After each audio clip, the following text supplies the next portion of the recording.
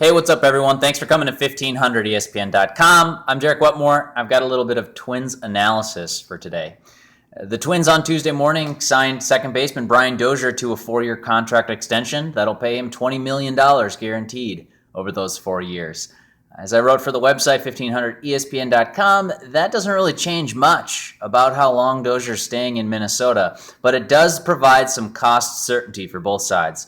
Not only do the Twins now know what they'll be paying their second baseman through the 2018 season, Brian Dozier also knows what he'll be making. He won't have to worry about the arbitration process, through which players generally go to get raises in their 4th, 5th, and 6th years of team control with their first organization.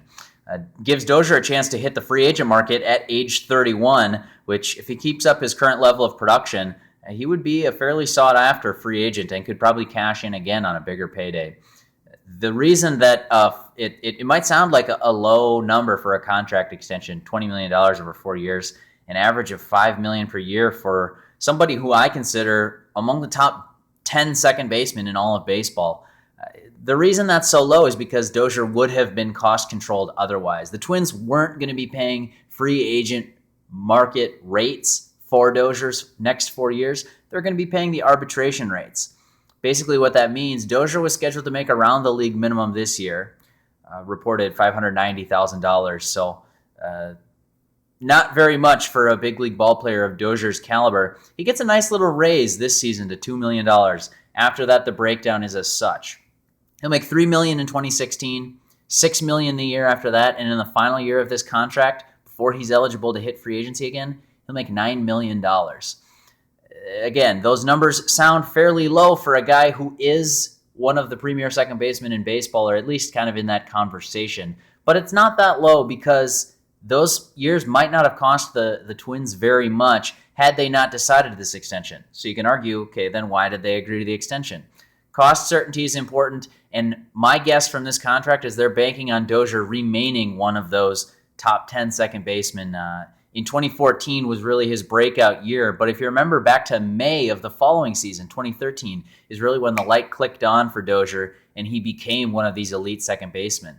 So I do think there's enough of a sample size here to really believe in Dozier's performance, not only from a power perspective, he hit 23 home runs last year, but he also steals bases at a fairly efficient rate, meaning he's got good speed. He's a great base runner. I think he's a really good fielding second baseman, and Dozier also draws a lot of walks. So despite his low batting average, he's able to get on base at a pretty good clip. And all that offense coming from a second baseman who also fields pretty well, is pretty good value for the Twins to have. I looked at some player comps for Dozier, and it's hard to find, but I limited it down to second baseman, and I'll post this story that I wrote on the extension. I'll post it below in the video here, so you can read that if you'd like. Some of the player comparables I used, which are not perfect comparisons, I spell that out in the piece. I try to be as clear as I possibly could, saying this isn't a perfect head-to-head. We can't exactly use these players and their contract extensions as models. But the 3 players that I looked at, Dustin Pedroia, when he signed his extension after the 2008 season, his first extension, that is, not his huge money extension in Boston. I also looked at Jason Kipnis's contract extension last spring. I believe it was in early April, maybe late March. And Neil Walker, who has not signed an extension and might be the best player comparable for Brian Dozier.